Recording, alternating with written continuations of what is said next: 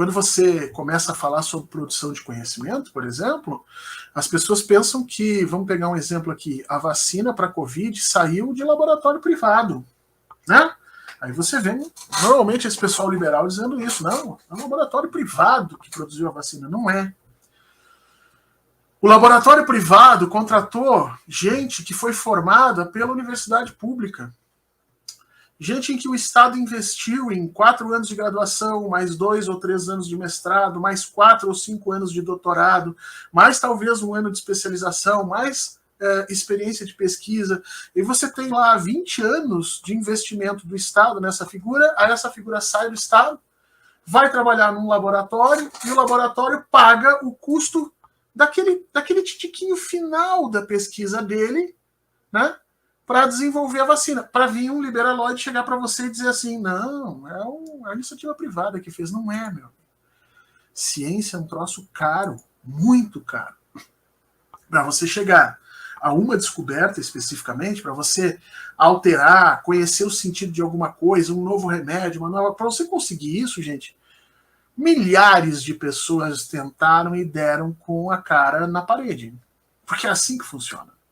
Você tem lá a formação de, sei lá, 200, 300, 400 doutores por ano em determinada área no Brasil, e desses 400 doutores, 1 ou 2 descobrem alguma coisa realmente inovadora que agrega valor. Aí, na cabeça do liberal, ele vai lá e vai, né? Poxa, só esses 2 doutores aqui que trabalham para iniciativa privada. Mas ele não consegue perceber que se você não tem essa massa de gente sendo produzida, se você não tem essa quantidade de gente pesquisando, porque a galera que está pesquisando e não encontra, também ajuda aqueles que estão pesquisando e acabam encontrando, porque é esse movimento público, coletivo, que de alguma forma interessa a gente perceber nessa ideia de ensino público, né?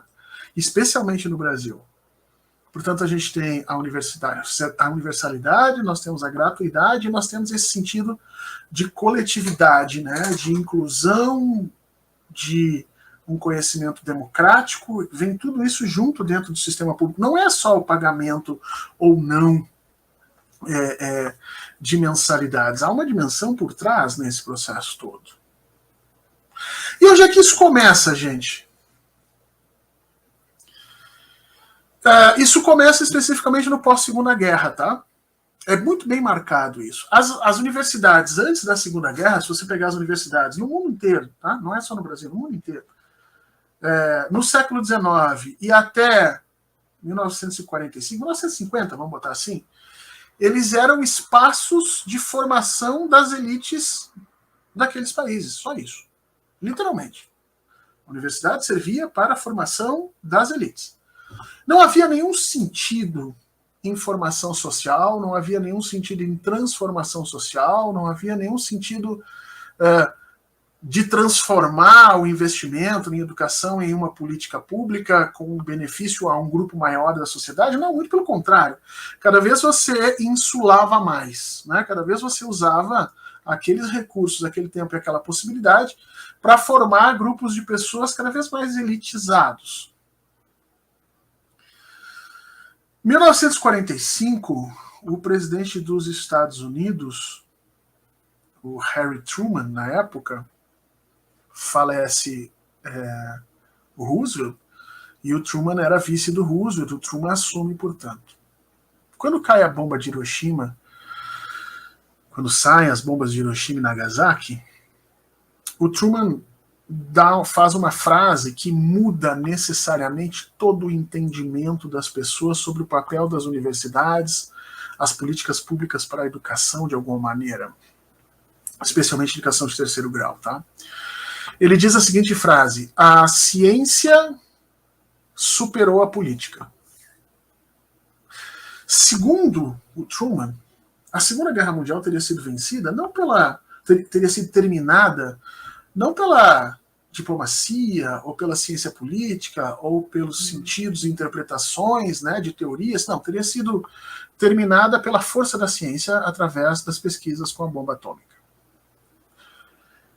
A física, aquela que é o modelo de desenvolvimento de conhecimento na área chamada de exatas, que não é bem exatas mais, já faz um tempo que isso vem sendo questionado, mas A física passava a ser, então, a resposta para todos os problemas do mundo.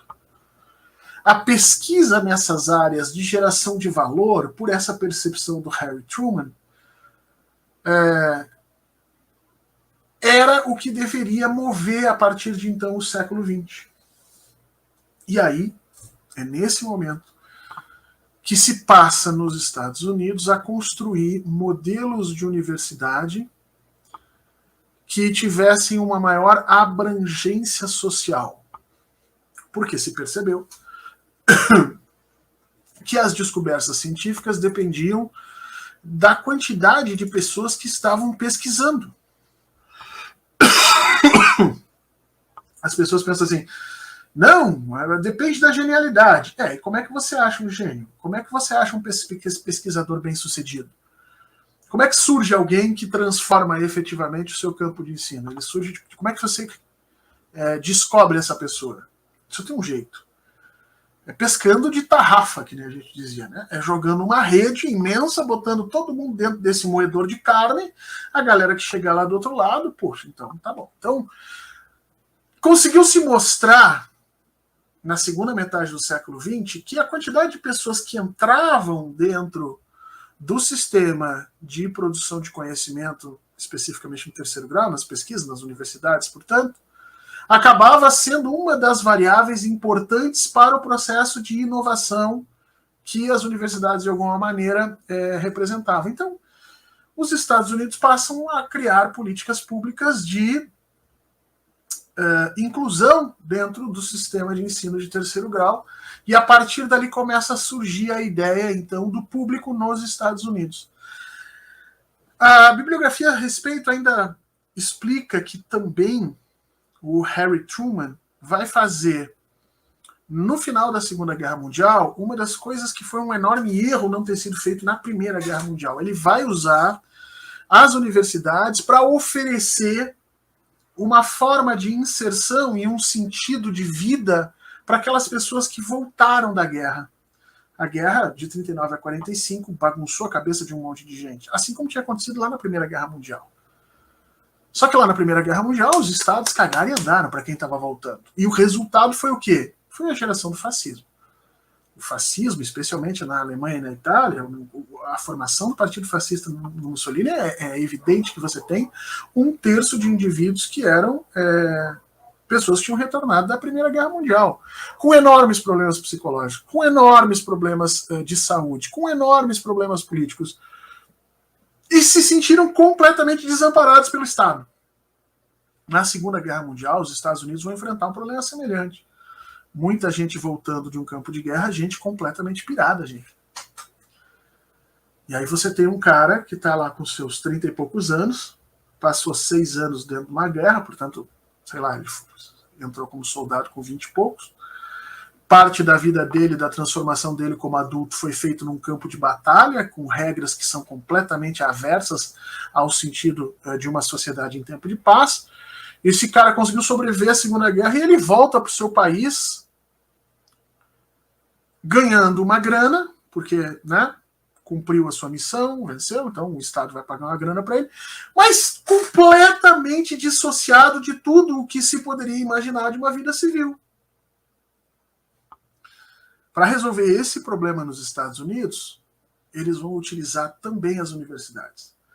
Então, o Truman vai fazer um programa nos Estados Unidos que todo aquele que sai, que voltou da Segunda Guerra Mundial, teria direito a entrar gratuitamente numa universidade, sem seleção, sem nada. Bastava que ele quisesse, fizesse o pedido, e a universidade era obrigada a aceitar. Então, essas duas coisas, de alguma maneira, acabam sendo utilizadas para essa transformação, no final da Segunda Guerra, do sentido do ensino público, especialmente do ensino público de terceiro grau, tá?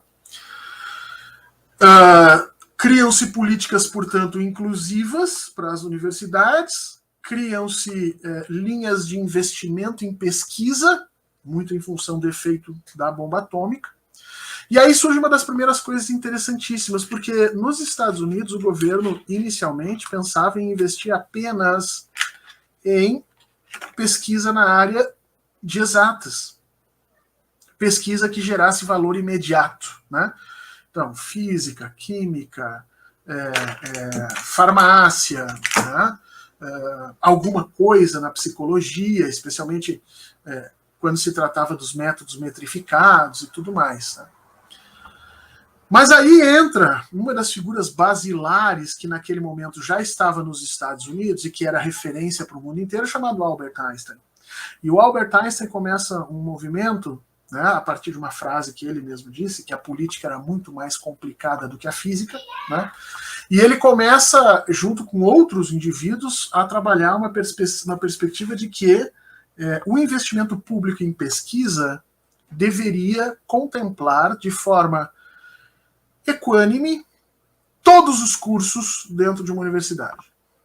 E é um movimento muito bonito, que foi feito ali no final da década de 50 até a meados da década de 60. Os próprios físicos, os próprios caras que estudavam isso e geravam valores e tal, muitas dessas patentes, desses sentidos, depois vão ser usados pela indústria de produção de eletrodomésticos e tudo mais nos Estados Unidos. Esses caras mesmo, que podiam dar uma de loucos e dizer, não, maravilha, vocês estão investindo na gente, a gente vai ficar com todo o dinheiro. Não, eles começam um movimento dizendo que não há física, não há construção de física se você não tiver filosofia.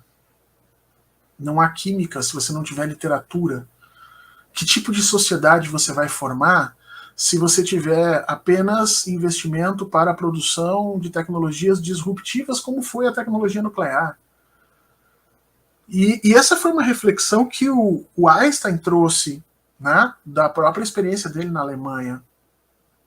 Quer dizer, que sociedade nós vamos montar se nós efetivamente só investirmos naquilo que gera valor imediato, seja ele um valor bélico, seja ele para o mercado? É necessário desenvolver a área das humanidades. E ali, os próprios físicos, os próprios químicos, as próprias universidades começaram a exigir investimentos equânimes, né? Então, se você vai investir alguns milhões de dólares em pesquisa na área de engenharia, você vai investir também em pesquisa na área de literatura. Inicialmente se pensava que elas seriam paritárias, né, igual, mas no fim acabou não sendo. De qualquer forma, sempre se procurou manter uma determinada relação, quer dizer, se aumentava a área, os investimentos em pesquisa na área de exatas, aumentava também na área das humanas, e de alguma maneira, a partir dessa percepção, vai se formar nos Estados Unidos o sentido e a explicação mais clássica, a função social das universidades norte-americanas, que era gerar, então, pesquisa e tecnologia capazes de impactar efetivamente o mundo a partir daquele momento, até porque os Estados Unidos tomavam a dianteira no mundo, e a Europa, naquele momento, duvidava muito que os Estados Unidos pudessem liderar o mundo, exatamente porque os europeus entendiam os norte-americanos como broncos. Durante todo o século XIX, a produção de ciência, de alguma maneira, estava na Europa. Ela vai se transladar agora para os Estados Unidos, não sem os europeus sentirem, vamos dizer assim, se sentirem receosos de que esse povo bronco que estava do outro lado do Atlântico, que falava em liberdade, pudesse de alguma maneira trazer contribuições culturais e científicas para a humanidade. Então os norte-americanos, eles investem uma quantidade gigantesca de dinheiro público para a formação de quadros de qualidade dentro das universidades americanas, com o objetivo também de mostrar para o restante do mundo que eles poderiam liderar esse mundo capitalista, não apenas no sentido econômico, mas também no sentido cultural e no sentido científico.